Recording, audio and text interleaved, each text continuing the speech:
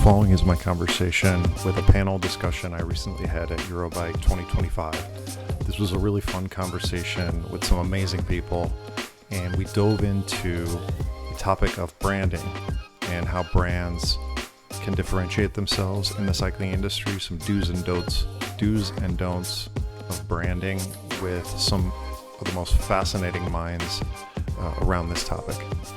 For the conversation, we chose folks from different areas of the value chain when it comes to branding. We brought on a founder, strategic branding consultant, an agency head, and a global marketing manager. So I thought this was a good mix to provide insight and a point of view from each part of the organizations that these folks represent.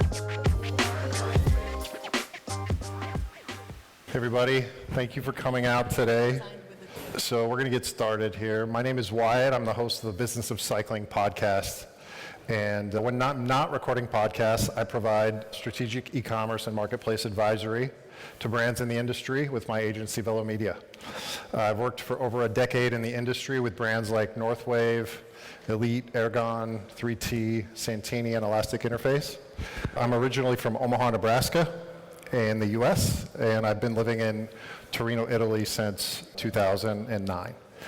So today's discussion, we're going to aim to dissect with these amazing folks that have donated their time to be here today, to dissect how brands maintain relevance in an ever-changing competitive marketplace, how to build authentic connections with cycling culture, and establish brand positioning that is resilient in the minds of the consumer to move beyond opportunistic tactics and create sustainable growth. In an industry where trends fast shift and competition is fierce, the brands that thrive are those that are rooted in authentic storytelling, consistent values, and strategic thinking. Today, we hope to unpack these topics and bring value to you all that have come to join us here today at Eurobike. So we've strategically chosen people from different areas of brand management. We've got a founder from the brand side, a brand strategy consultant, a head of marketing, and a creative director from the agency side. So the first guest I'm going to introduce today is Justin Day. Throughout Justin's many years in London and now residing just south of Munich, he's a dynamic, results-driven creative director, busy running Studio Day. By combining multi-agency ownership, he now spearheads authentic design and brand strategies, leading high-impact creative teams with a long-proven track record of delivering transformative global brand narratives and devising and aligning creative visions with business objectives. He excels at driving growth and elevating brands within footwear, sport, lifestyle, and outdoor sectors. He's acquired leadership praise and recognition at prosperous businesses like New Balance, Specialized, Giro Sport Design, Mondraker, Kampa, Clarks, and Osprey Packs.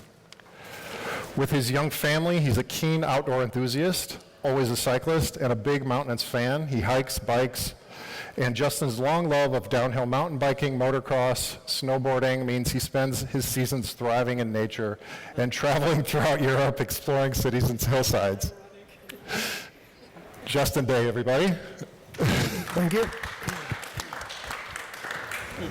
Ricky Buckelei holds a master in sports management and educational science and has worked in the cycling industry for nearly 20 years with brands like SRAM, Rafa, Velocio, and Pasnor Mouse Studios. Having lived and worked from Panama to Austria, Switzerland, Denmark, and to her home country in Germany, she has gained a global perspective on brand building, working both out of HQ and in regional subsidiaries. Her unique experience lies in supporting and working with brands during their growth phase, from niche to globally represented brands, and making sure that with all the growth and scaling, the true brand DNA stays on track.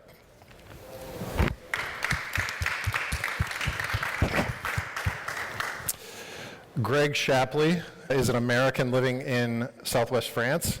He built his career around a disciplined long-term approach to brand building. Starting as a shipping clerk Way back in 1990 at Giro, he worked his way up the ranks to general manager, where he oversaw the brand for many years. Along the way, learning from legendary mentors like Jim Collins, the author of Good to Great, and developing a philosophy centered around clear brand values and strategic focus. Over his 30-plus year career, Greg has been instrumental in category-defining innovations, from Giro's revolutionary helmet designs to the creation of physique saddles and to North Face's entry into footwear.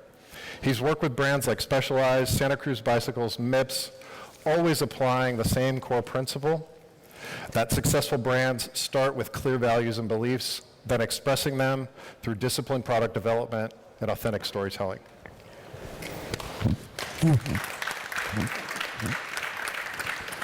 And our final guest is Mr. Gerard Vroomen. Gerard is a serial entrepreneur and founder of Cervelo Cycles, which was sold to Pond Bike. He was also the founder of Open Cycle. He also helped the Italian brand 3T pivot from parts company to bike company and reshore production. And he is furthermore the founder and general partner of the Fundraiser Investment Fund for Micromobility, which has invested in, for example, Spectre Speed Pedelecs, Blue Brake ABS systems, and Luna AI-powered safety cameras. He's won several Eurobike awards, Red Dot Awards, E&Y Entrepreneur of the Year awards, in addition to being named Engineer of the Year by the Royal Dutch Society for Engineers.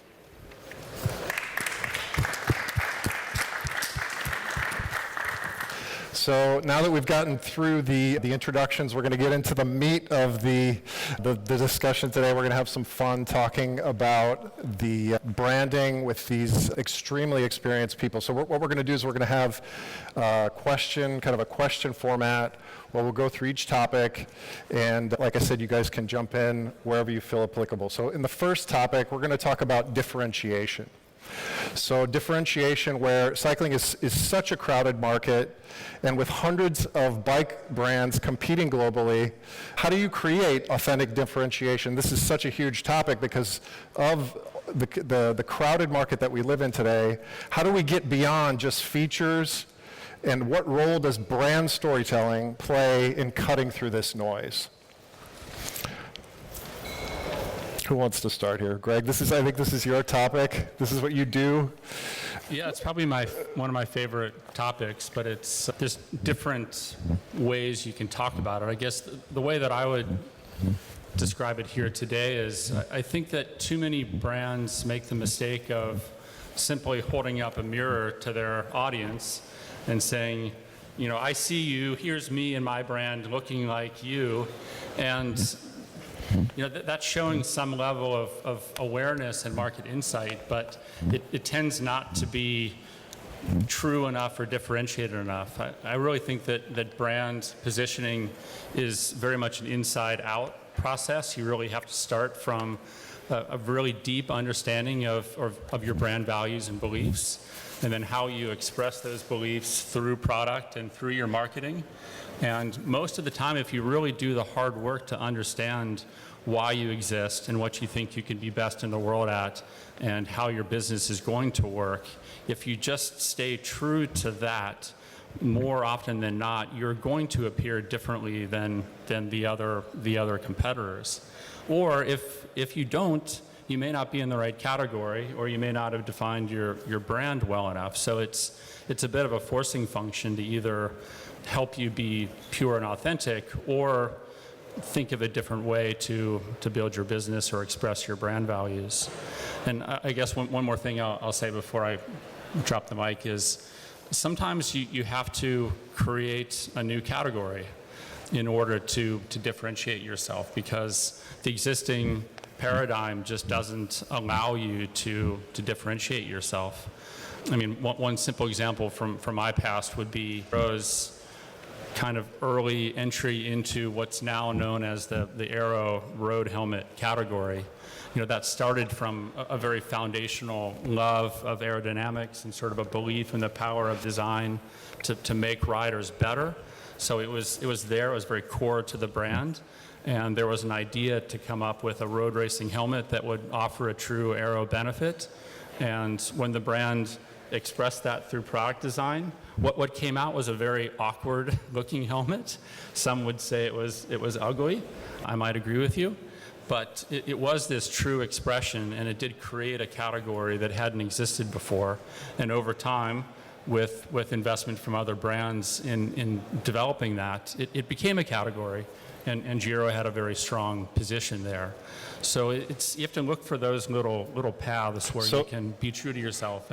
Because, and I think are we also saying that from a utilities perspective, to be able to find from a sales perspective, if we want to take it back to just the business side, you do have to differentiate to find those new customers and to find those new products, right? And so what you're saying is that this can be done from, or sometimes it's necessary, because if there is a crowded market, it's just not a good idea to even go there. So when you're talking to your brands, you say, hey, look, we can stay here, but there's going to be, it's going to be, this is a mature area. So are you sort of looking at that when you're working with brands, that you're looking at both, hey, this is a mature area, maybe we need to look somewhere else? Yeah, I think that's right.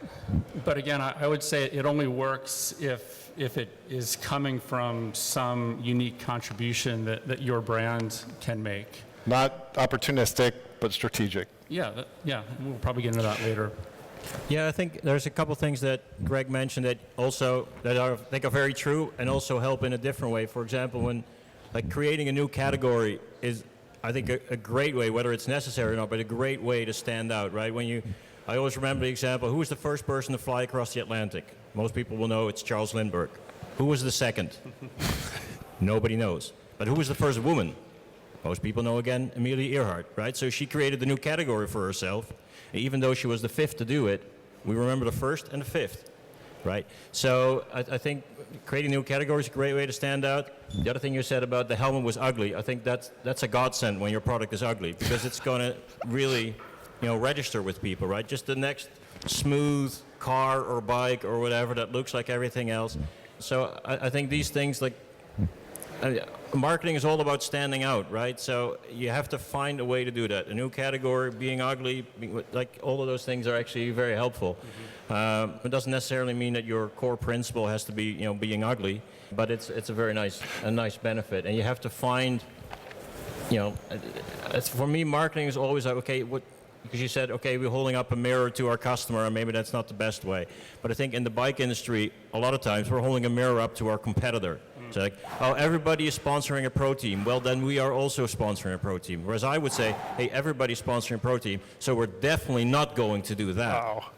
Right? But the industry hasn't really changed that way. It's like, an ad is somebody with their hands up in the air because they want something, right? And so you sponsor a team and you wait for somebody to cross the finish line first. But I think you have to look for the stories in some other way, that you have something to talk about in a different sense than all your competitors, even though some here might have recently signed with a pro team and want to talk about that brand.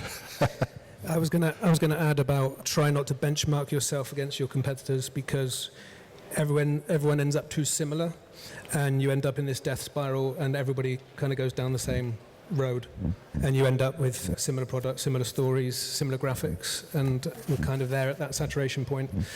So sometimes for finding a point of differentiation, you can just change the context of things. So try to find a new way to talk about the same old thing and put it in a different environment, perhaps. Cyclists should be looking at external more, I think, in different partnerships, in different places with new audiences, with the same old product, be it an ugly helmet or a bike that someone else has also produced, this gravel bike that does this and has the same specs. So sometimes context can help. The concept of saying no, just not follow everything that is being offered. Very often it's just a time where opportunities arise on a daily basis or even faster, where you're like, oh my goodness, this is cool, we can get this, we can get there, exposure, it all seems so tempting, but it's very important to know your DNA and know where you come from, and if it really helps whatever you want to do or wherever your brand should be positioned. And I think knowing that, what Greg said, really knowing yourself, the brand and the values first is very important, and then also to dare to say no to opportunities that just sound too good to be true, because in the end they just very often create a lot of work and buzz for nothing that is leading in the right way. Well, I think going back to something that really came about here that's super interesting is it's sometimes easy to just look at what the competitors are doing and do that. Because, nobody got, I take it, nobody's ever been fired for just doing what everybody else is doing. That's an easy way out. It's hard to find something truly unique and to take a chance like that. And so it does sort of go against the nature of kind of what you see in the marketplace. So I think that's really an amazing point. So I think going into the next piece, we touched on it briefly, but I guess going into the sponsorship investment question, I'm jumping down the list here a little bit. I wanted to talk about, with regards to professional cycling and branding, I guess being kind of a topic that we've seen here, is these types of sponsorships that we're doing, how do those affect branding? How have you guys seen the sponsorships and investments into professional cycling impact branding from a branding standpoint? Because obviously pro teams are the pinnacle, so from a performance cycling standpoint, they're very much in line with what we want to communicate to our brands. But I guess in your guys' experiences, has that been the case, and have those types of, from the marketing standpoint, have those investments paid off? I guess I've done my fair share with Cervelo, both sponsoring teams and then also eventually running our own professional cycling team. I think if done well, they definitely pay off. And because of the history of Cervelo, I often get people like, oh, we're going to do exactly what Cervelo did. It's like, that's 20 years too late. You can't do that now, right? You have to find your relevance today. But I think the sponsorship work, but what you have to keep in mind is that the moment you sign a sponsorship deal, you're giving away part of the control of your brand. Because these people are going to ride around with your product. They're going to do some great things or some not so great things. And so your first step is, okay, how do I regain control over what this professional cycling team or whatever it is you're sponsoring is really going to do with my brand? And how do I control the storytelling? I don't mean control in a bad way, but how do I determine what my brand really stands for when I don't really have control over what these 30 people are going to do with it on a day-to-day basis? And the other thing I would say to make sponsorship really a success is, like, when we started our first sponsorship with Cervelo, we said, okay, what team can we sponsor where the sponsorship is a success if they don't win anything? Because if you're just sitting there waiting for the wins, I mean, anybody can do that, right? But what team can we use if they win nothing? And so we did that analysis. Okay, we need to have a very international team so that we at least have a recognizable face in each important market that we have. And so there's these kind of things, or maybe they're good at storytelling or whatever it is, or they have some quirky personalities. But I think that's important, right? To go beyond the lazy, let's just wait for the win, and really proactively use that team. And for example, my favorite time of sponsoring Team CSC, which was the first team we sponsored as Cervelo, were the 4 months before the sponsorship started. So we had that time Eurobike and Interbike, and we launched it. We weren't allowed to. We had made the deal, said you cannot talk about it. All we can do is a press release. And then on the 1st of January, the sponsorship starts. So we agreed with Bjarne Ries, okay, all we do is a press release. So we made the press release, we printed it 5 meters high and put it in our booth. So this was our launch. We weren't allowed to talk about it, but we were allowed to use the press release. So we had this booth, which was just one giant press release. And of course, all of Eurobike was talking about, like, Cervelo, that tiny company is sponsoring, like, how is this possible? So the whole conversation was about that. And those first 4 months, of course, it cost us zero. Like, it just cost us printing the press release. So the returns on the first 4 months of sponsorship before we actually shipped any bikes were the best we could ever have. But, and there also we fully controlled the whole narrative through this press release before the team was able to, put their sort of sauce on it. Activating these teams is an incredibly expensive endeavor, I imagine, as well, because it's not enough to just sponsor the team. Then you have to take all that, you have to make sure that they're representing you in the best way possible. You communicate with these teams, and then get in there, get the content, publish the content, and make sure that that the riders are doing, at least contractually, what they're supposed to be doing. I imagine that, I guess, in conversations that I've had, if the sponsorships costs 100, you're going to spend close to that just checking on things and activating that team.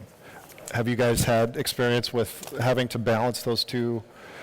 I was at Rafa when they sponsored Team Sky. It was their first sponsorship in the pro cycling scene, and it was, yes, it is basically a one-to-one. You ideally spend as much on the sponsorship as on the activation that comes on top. It was an implosion and explosion at the same time in the company, complete overload in customer service or departments that weren't expecting to be having more work, but having this bigger audience also, really brought brand awareness in the UK that the brand could not have bought otherwise. Being a storyteller par excellence, I think Rafa also knew how to deal with or how to really use the sponsorship in a very nice way, but it was certainly not only, gaining, it was bringing a lot of growth and a lot of attention. The question again, maybe coming back to our earlier question, in which area, with which audience? Is it the right audience? Is it actually people buying Merino cycling kit? Or is it fans? Is it enthusiasts? Is it, yeah. I think it's very important to know who you want to talk to and if that is the right audience. But generally, in that case, I can say, yes, the brand was present and on a different stage at that level. Yeah. For me, in my limited team experience, it's about activation. It's how you bring that. From what we witnessed, there's not so much money spent on making celebrities or bringing the talent forward. It's still based predominantly around results. So whenever we're working with a client, we try to suggest a good mix of projects from pro team to grassroots level, because then you can own that narrative more so. There's less people involved. And when you own that narrative at a grassroots level, we tend to see more results directly with the brand. Again, depending on what they are, whether they're apparel or bikes or hardware or whatever. But yeah, it's about owning the narrative for me. Always ask yourself how you want to show up. Do you have the best party in the pits? How do you, is there a flair? Is there something different? Or are you just another team that's just pushing out the riders? So we always try to disrupt a little bit or talk about how you might show up differently. So I think that's important when you start thinking about the brand value of a sponsorship deal. You have to. It goes back to differentiation. It goes back to, sure, you've got the team. Maybe the ownership is, okay, we paid for the team. Well, no, that's not enough. You have to take that team and you have to make that team special. And the 1-to-1, I think, is a very low ratio. I mean, I think Nike tries to do 7-to-1, so spend 7 times on activation what you spend on the athlete. Wow. I mean, other athletes aren't cheap either. So, and I mean, I've told this to so many people, but people still underestimate the activation, right? They spend their last dollar on the sponsorship, and then, okay, that was it. So, yeah, 7-to-1. I mean, when you think about that, just mind-boggling. Yeah. That's why they're Nike. That's why they're Nike, but they do it at every level, right? So that doesn't mean we can't do it because we're not Nike. No, it just means that, okay, you're going to spend $50,000 on this gravel rider or whatever, then, where's the $350 to support that, right? And then it really does work. I mean, there's a reason for that. Yeah, though, I would say a lot of this goes back to knowing exactly why you want to sponsor a team or an athlete and being super crystal clear then on how you're going to activate. Or in some cases, I can give a counter example to all of this, which is in the early 90s, before helmets were required gear for UCI riders. Giro had a vision for making helmets actually an aspirational product that people wanted to wear, and they wanted to normalize the way bike racing looked with riders in helmets. So in some ways, the goal was just to normalize have heroes show up with a helmet on, and we actually didn't have to do a lot of additional activation to serve that goal. But I think both of these two questions are linked, because most people would say, I know I'm not going to follow my competitor. Of course I'm going to activate against this sponsorship. But in a lot of cases, we don't have the right decision-making processes inside the company to actually get to the right result. And as you wind your way through all these approvals, what often happens is you end up doing exactly what you said you weren't going to do. So a lot of this really comes down to having the courage to be different. You know, back to your earlier question, a quote that I think about a lot is that, I don't know who said it, but people aren't afraid to fail, they're afraid to fail in new ways. That is, could not be more true in most companies, and the bigger the company gets, the more that's true. You really have to have the courage to do something new, knowing that if it doesn't work, you are going to be exposed. But that's the only path to true success. I would also like to add that I think we need to look at the other player in this game. We're talking industry sponsor of the team. Looking at the teams, we see, you know, a completely different culture and very traditional, often very traditional mindset of how a team is run and what marketing is and what a brand is.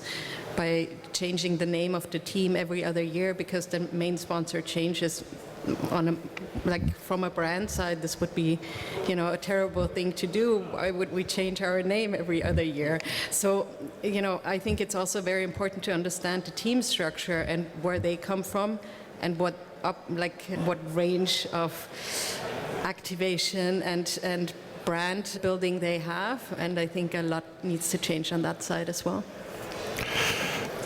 I'm gonna jump into another topic here, which I think is really relevant, and it has to do with branding, in a sense that when you have heritage involved with a brand, like you have a historic brand that has tons and tons of value, but cycling oftentimes is perceived as a sport that is looked at for innovation. Right? So I guess brands can leverage this heritage, but they also have to disrupt with cutting edge technology. So I guess as marketing managers here, founders, how can brands evolve their identity to stay connected to the heritage, but also to leverage, I guess, to kind of walk this fine line between heritage and innovation? How have you guys dealt with this problem in your experience? I think you kind of need to innovate to create your own legacy first. Just building on the legacy or the history of cycling itself, it's very broad. I do believe brands need to innovate, and by that building their own legacy and their own heritage that they can look back on. But it grows as you go. Gerard, when you were with 3T, your time at 3T, I know you guys sort of trailblazed the gravel category, and you sort of stepped away a bit, is it fair to say, stepped away from the heritage in some of the work that you did. How did you guys try and leverage because 3T has an incredible heritage? Yeah, I don't know if we stepped away from it. I mean, it's sure that we don't have photos everywhere from some rider in 1965 winning the third stage of the Giro d'Italia. So in that sense, maybe we step away from it. But I think you have to look at the core, of those brands over all those years and see what is still relevant, right? So. Of course, we were lucky that 3T was always a very innovative brand. So the best way to honor that heritage is to keep innovating, which then, yes, in the end means the product looks less and less like it did 50 years ago. But I think that's unavoidable. People don't want to buy rim brakes and wool jerseys anymore in the volume that you need to sustain a company. So, but we looked at what is the core. Like one of the core really for 3T was the innovation, and it was its Italianness, right? So the key honoring of the heritage was in bringing production back to Italy, and then not the old handmade way, but automating that in a way that actually is sustainable financially in today's market. So I think that is definitely a continuation of the heritage, but in a way that makes sense for today's economics and today's customer that wants to buy those bikes. I'll side with Greg.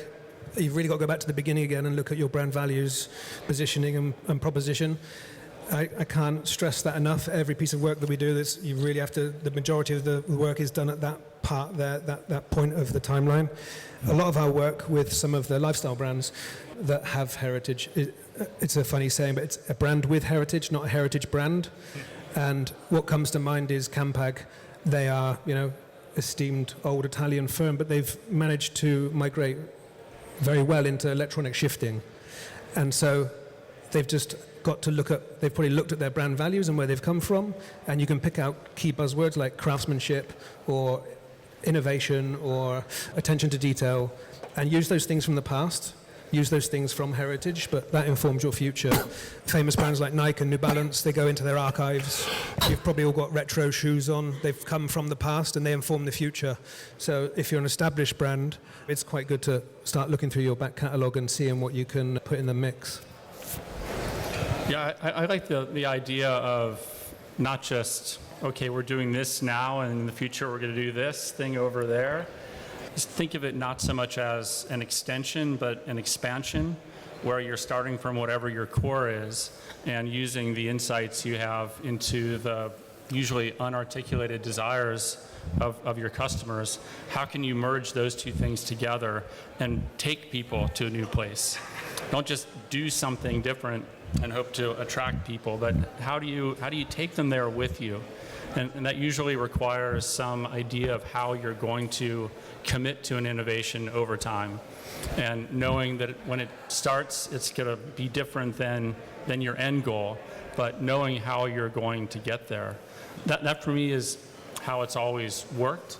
And when I didn't do it that way, if we just did this thing we wanted to do and didn't bring people along or weren't really committed to it or hadn't thought through all of the different steps it would take, it usually failed. Almost always. Well, this may go into the next question, but I think that's why people are here maybe asking themselves, is it worth investing in brand when we have trouble selling stuff right now? So brand versus marketing, complementary or not. I think it's about investing in that first part of what you're doing and why you're doing it. And that's, again, the groundwork that you can build a whole marketing platform off or product line off. But if you don't do that, if you don't invest in brand in that solid piece of work at the beginning, I think you're going to struggle, because these deep questions only arise when someone has to produce an advert or produce something to launch a new product. And it's a shame that we keep seeing the same questions in companies being asked again and again and again, when if you just invested in brand at the beginning and everybody went by that law or the rule book, sometimes that's the best place to start. Well, I guess it comes back to when we're investing in brand, I look at it this way, where there's top of funnel, I guess we could call it, where you're investing in the brand, and then there's bottom of funnel, which it's like a call to action, buy now, right? And I think we're going back to the tendency to want to get, especially now in a digital world, where you want to maybe perhaps invest in messaging that invokes an action that maybe produces a sale today, rather than investing in messaging that is going to build a positioning and continue to build into your brand messaging for the long term. And I think that from a leadership standpoint, that's that's a bet that you have to make. And that's a hard bet, I imagine, for leaders, to bet on something that's not going to give you feedback today. Maybe it won't give you feedback tomorrow, and it's a bet that you have to take. Whereas if you do shop now, sale, 50% off, you're going to get some feedback. So I think what I'm seeing is, what we're talking about is branding is fundamental for the long-term survival of a brand. Whereas the P&L and the promotional messaging is sort of seductive for today. Also guaranteeing the future willingness to pay the price. You build up a brand, and to maintain that opportunity to sell 50% off in the future as well, if you wish so. So what would we say to leaders here who maybe, and obviously it sounds like it should be a given that leaders want to invest a certain amount in their brand, but I guess to provide some insight to the people here, like if you're having a conversation with a leader and this leader says, we need to make this number this year, and you're saying to them, well, we have to invest in this brand, like how do those conversations go? I think as a leader, they should know that there is always two sides and two paths that you can go at the same time. You can have commercial goals while you still invest in a brand, and I think it's just very important to also have those independent from each other in many ways, where you build up, you invest into a brand, and Even from a budget standpoint, where it's like, we need top of funnel, we need brand building budget, we're going to spend this much on the brand this year. And this is And then you've got this. non-negotiable, even, like there needs to be a certain commitment into that. Sure. Without, the numbers going on a short term up and down, or a certain launch has worked out the way we thought or it didn't. There might be adjustments, of course, there always are, but the commitment should be there if you want to build up a brand and not just sell out product. But I think also, we talk about commitment, investment. It makes it sound all very financial, but I don't think it is, and I think it's already one step, and maybe that's what you're referring to as well. You have to invest time. You have to think. You have to determine what your values are, all these things. It costs nothing other than your time. So I don't think it's a matter of, and then maybe then you decide, okay, we're not going to sponsor this team or whatever. That's not money well spent. But at Open Cycle, right, we spend zero on marketing, zero on sponsorship. We don't do any of those things. It's 100% word of mouth. And that only works because Andy and I knew exactly what we wanted to do and what we wanted to stand for, right? It wasn't even branding, like we didn't think about it consciously in that sense when we're going to, but we knew what we wanted to do in the industry, built the company around that, and that resonated with people, but it cost us zero. So I don't think it's fair to say, oh, we don't have time to spend money on branding, so we're not going to do branding. No, What irritates me to no end is that every single website in the bike industry and beyond, there's the product page, picture on the left, add the cart on the right. Okay, it's a $5,000 bike. I just got to this page. I have to add it to the cart now. I don't even know the size of the wheels yet.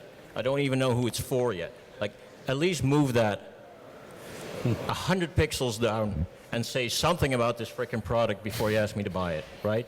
So, and that's or about your company, or what? That's already branding, right? Before the selling, and I don't think that really affects the bottom line negatively, right? But nobody does that in any industry. It's all the same. It's all picture, add to cart, and then maybe if you scroll down, you learn something about this product and this company.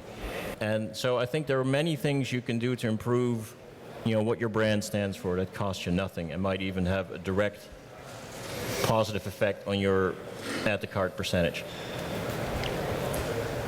One thing I would add to all this is that I think the word investment, it's interesting, we all use it, but in the context of investing in the future of a brand or a business, we actually think of it differently than other financial investments in our lives.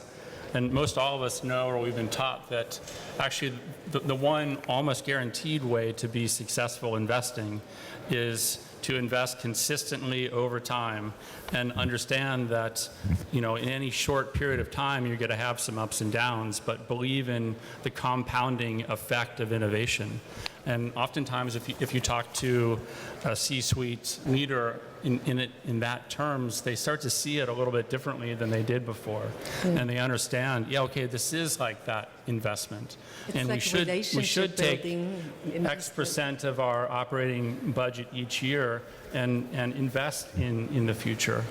If you're talking to a private equity owner, the conversation might be a little bit different, but usually they're in some ways focused on, how am I valuing the business? Is it EBITDA?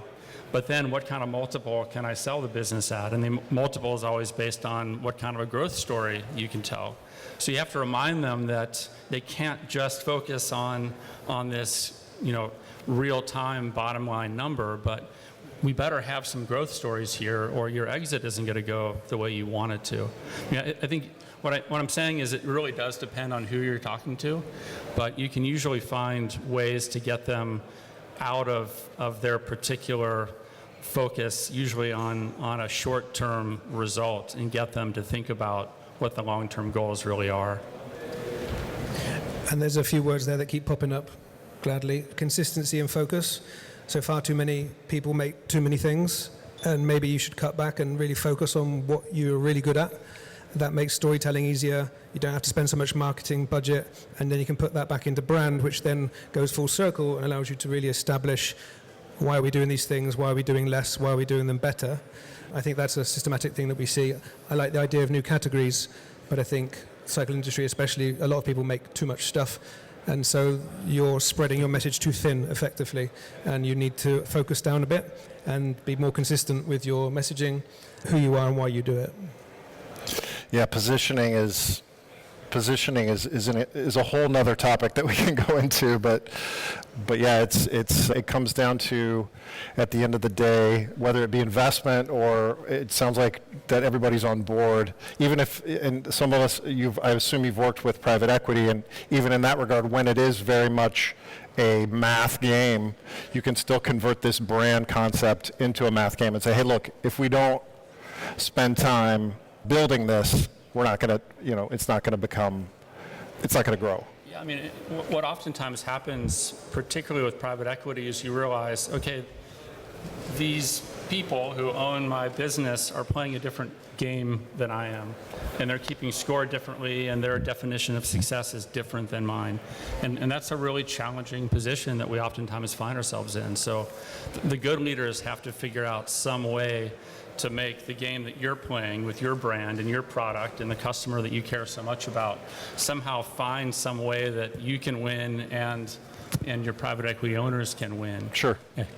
And that could be something around helping them understand how they're going to maximize their investment, or at least increase their chances of doing it. But I'll share one more anecdote, which is, from this book he mentioned, Good to Great, comparing the really, truly great, sustainably great companies and all the rest. And the author looked at, well, do the great companies invest more in innovation than the ones that aren't great? And the answer is no. They all were investing more or less the same, but the great companies invested differently. And they invested more consistently over time. They did more prototyping and testing. They didn't drop all their bombs at once. They always fired bullets first to make sure that they were aiming at the target and could hit it. Then you drop all your bombs. That's the way to think about innovation, in my opinion. So the question that sort of sparked with a conversation I had with Greg around branding sort of sparked the idea for this panel. And the idea was that Greg had mentioned that he had a mentor that he worked with, that when they were working on branding and they were working on projects, and correct me if I'm wrong if I paraphrase this wrong, Greg, but that he would always make you ask yourself whether this is a strategy, is part of your strategy, or is this just an opportunity? And I think that at the end of the day, when the projects that we do and the decisions that we make as marketers or as brand owners or as consultants is, brand building can again conflict with short-term sales goals, right? And so when you're working on initiatives and you're working on projects and you're working on products, I'd love to talk a little bit about how either you're looking at it from a strategic standpoint or you're looking at an opportunistic standpoint, especially in today's kind of results-driven business environment. So Greg, I'd love you to talk a little bit about that concept and how you bring that concept into your work with brands. Yeah, I think it goes back to the beginning. It's more of a way of thinking and a way of making a decision that is based upon some very clear idea of what your core values and beliefs are, and then how you express them. So I think his point was, it isn't that an opportunity is bad. I'm not saying chasing an opportunity is bad, but being too opportunistic in the way you behave can be bad for a company. And usually it's bad because if all you're doing is chasing these opportunities that keep popping up, there's an opportunity cost to that. By chasing all these things, you're actually not investing the time or the money that you should be in the really big ideas that are going to transform your business or your brand. So there's just a cost to chasing these things. And that simple question that he always asked me Because I was a young kid, new to the company, new to business. I just had all these ideas, and I saw these opportunities. We could do that, we could do that, we could do that. And that isn't bad. You want those kinds of ideas being surfaced in a company, but you have to have a framework for deciding which ones you do and which ones you say no to. Rick, you said it earlier that saying no is the most powerful word in business, and I think the most important one. And I think that's what I'm trying to get across, is having the framework in place in your company to know if this thing you're talking about is purely opportunistic, or if it really is getting you where you want to go as a business and a brand. And how are those frameworks communicated internally in brands? All over and really well. I mean, I remember Simon Mottram, he wrote his business plan before he founded the company. He knew basically before he had a product what he was going to do in even 10 years later. I mean, that was maybe even, like that was another level of knowing. You came to the brand and you knew what they stood for, how they wanted to do things. It was quite easy to understand why things or opportunities and ideas you've had might not have, gone well or not been approved. And other brands, they just have a gut feeling, but it's never written down, and then you use the logo in the wrong way. And so I think it's all sides of, or all colors of it. And some brands are really good in writing it down and knowing it and having the right words, having a brand language, an image language. They know, when to use what and how to present and represent themselves. And others just do it by gut feeling, and then the bigger or the faster especially they grow, it gets difficult to actually keep the DNA close to its core and where it should be. And I think there also the key is, again, to do less, and because if you do less, then the things you do are clearly important and the whole company sees and understands that, right? And that's another cost of opportunities. It confuses the people in the company. Well, I didn't know that was important. Like, is that what we're doing now? So if you just, and everybody's drowning in opportunity, especially nowadays, right? I mean, I guess it was always that way, but I mean, there will be another opportunity. Don't worry, right? You don't have to take this one. There's another one tomorrow. So I think that's, saying no early. So don't think about it for a month and then say no, because that's another month wasted. So they say no immediately, and just do as little as possible, right? And then, then it's clear for everybody in the company, even without communication, right? Then that gut feeling is visible for everybody. Like, we're always doing this, so clearly this is the way.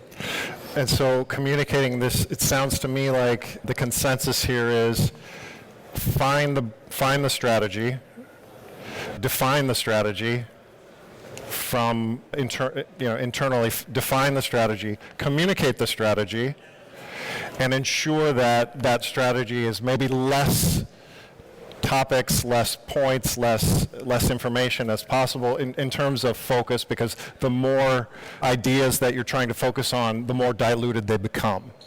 And so just do it.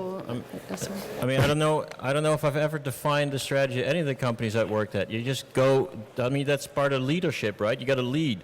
And then, it doesn't mean everybody has to follow like, meek sheep or anything like that. But I mean, it makes it clear, like, that's where we're going.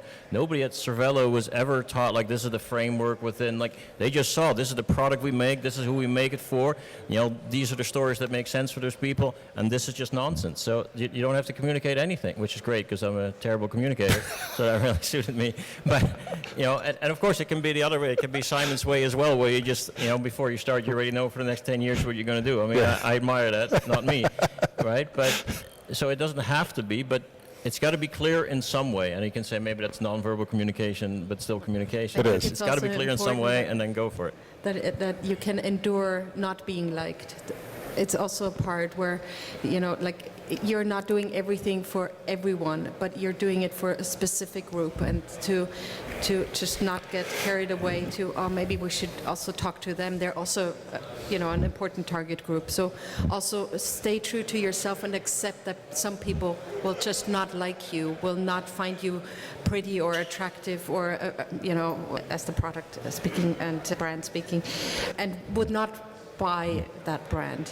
And it's it's also important. Maybe that even creates something that is, being attracted by something that I don't like a brand that is edgy can also be have a lot of followers, even though it does not care to speak to you, but you kind of want to be part of it anyway. So also that is possible, but it also requires that you know what you're doing and that you can ignore the people, You know who you are. target groups. Yeah, that You know who you are and you know who you aren't. Yeah, I you think can be on your authentic. podcast, Oh, sorry. actually, on your podcast, Simon Mottram addressed this very issue, I think, in a really nice, sort of classic Simon way, where he said, I've got a difficult relationship with focus because I know from the outside, people look at the brand and they see me trying all these different things. It seems like I'm unfocused, but I'm laser focused on what the brand means and how I define success for the brand.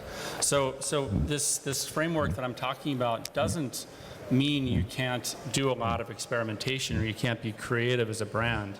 It just means you really need to know what your definition of success is and have some vision for how this action's going to get you there. And I think, when you have a founder or founders at a company, it's possible you don't need as much of a framework. But I can tell you that I ran Giro for 20 years after the founder left, and the company grew 15x or something, and we needed to create some structure at a certain point to help the company understand what was correct or not. So, yeah, some of these words of advice that we're sharing are different for different companies in different situations, but that core concept, I think, is very clear around focus and Yeah, I think some kind of discipline. we haven't mentioned audience, but it's really knowing your audience. So a founder may know exactly, like Simon or other people, exactly what they're making for that group of people. But if you're a multi-sport brand or you have multiple disciplines, it then goes back to who we're talking to now and why. So maybe not opportunistic, but really staying true to that crowd of people and being special to them. Because the last thing you want to do with these opportunities is keep confusing that audience or consumer as well. They're so fickle, but media savvy, so they can just Google shit and they'll just go somewhere else and do what they want to do, regardless of how many dollars you spend on brand or marketing. So it's really understanding who you're talking to, laser focused, and stay on track. Yeah, cycling is unique in that regard because it's about as, I'm going to dare to say it's really far from being a commodity in a sense that it's an item that you buy because you want to. It's your disposable income. It's not something you need. It's something you want to do. And so from that regard, people are very, very, I've noticed in my years in cycling in this business is that customers are very, very attentive to how you care for the brand. On the commuting side of the business and everything, of course, it is maybe not discretionary and essential to have a commuting bike to get to work and to have a Giro helmet to get there alive. So, but certainly on the enthusiast side. That's definitely true. But yeah, of course, when the branding is there that strong, I think it's, as Ricky said, it's fantastic to be hated because that's a strong passion, right? And that probably also means there's people who go the other way, right? So I think it's impossible to be authentic and loved by everyone. Like, I don't know how you would combine those two things, right? It's fantastic then to you be got to be hated. very vanilla. Well, I want to give people opportunities to ask questions before we wrap up today. Does anybody have any questions for the panel? I grabbed it. Okay, yeah, cheers. Maybe just one question. I think at one point a brand has to be somehow successful in becoming a brand, but the other thing is how can a brand evolve? I mean, I think looking at, for example, Paranormal, I see there's probably a difference also between lifestyle apparel brand and more technical equipment brands, but for me, a brand at a certain time always reflects a certain sentiment or plays into that or reflects a certain audience. Now, if that changes, how do you develop a brand? Is it possible, how does a brand evolve? I think that's the question. I think a brand very often is like a teenager. Sometimes you already have like a male teenager having an adult voice but still being trapped in a young guy's body. I think there is obviously ways to change it, and sometimes you start speaking a little bit differently and the rest is following. It is growing. It's usually, from my experience at least, it's never from one day to the other. We're becoming a little bit more I don't know, open or more niche or more global, or it's gradually, but you start with one thing, and it might sound, from the inside sometimes very evolutionary and a big step, and the outside audience might not even notice, because for them it's a slow process and they are not as involved on a day-to-day basis. They see you once in a while, and for them it's just a small thing that has changed. I think also, I love this quote from Seth Godin, who says, a brand is what customers think you are, right? So we're talking here very much about sort of pushing this, like, this is what we are, look at us. But in the end, the customer decides actually what your brand is, right? So that also means that your customer sort of drives how your brand evolves, right? If you're unlucky, the brand becomes irrelevant. But if you're lucky and you listen well to the customer, you will realize that the customer wants your brand or your company to go in a certain direction, right? So it's not just, I don't think you can always figure this out from your ivory tower. Like, in the end, it comes from your customer to you, which is not the same thing as doing everything that your customer wants you to do, right? But you have to see, like, okay, what is required to stay relevant and, to develop this brand in a certain direction. Anybody else?